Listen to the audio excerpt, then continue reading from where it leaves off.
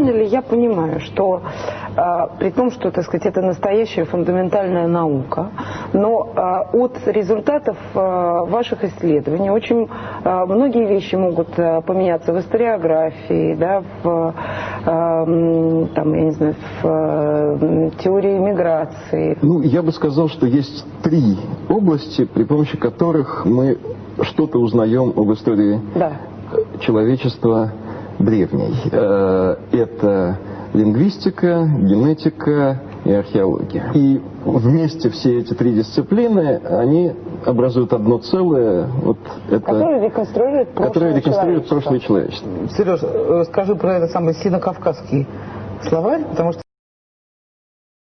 Значит, большая часть языков Юго-Восточной Азии, главный из них известный, это китайский, конечно, и многие другие. Кавказ-то тут причем? Значит, кроме того,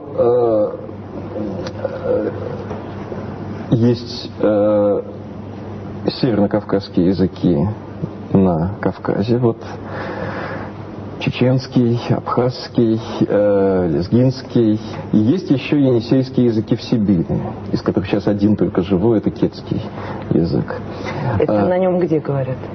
В верховьях Енисея. И говорят уже, там сейчас он почти вымер. Можно показать, что они на самом деле образуют одно единство генетическое, довольно древнее.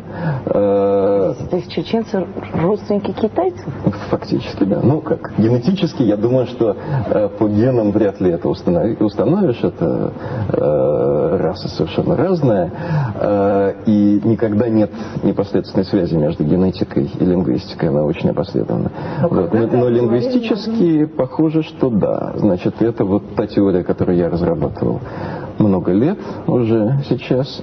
То есть будет ли точнее сказать, что существовал какой-то народ, какое-то племя, которое было носителем сино-кавказского языка, и затем оно неизвестно, что делал, неизвестно, куда ходил, неизвестно, как передвигался, неизвестно, с кем торговал, но в результате от Шанхая до Грозного те же люди, да? Да, до индоевропейцев Европа была заселена, но совершенно другими людьми. И это особая проблема. Мы понаехавшиеся. Ну, конечно, да. В итоге от них остались такие островки. Вот, островок на Кавказе, островок в Юго-Восточной Азии. Это как обои, да? Вот начинаешь обдирать обои, и наконец-то докапываешься до нижнего слоя, и там газета.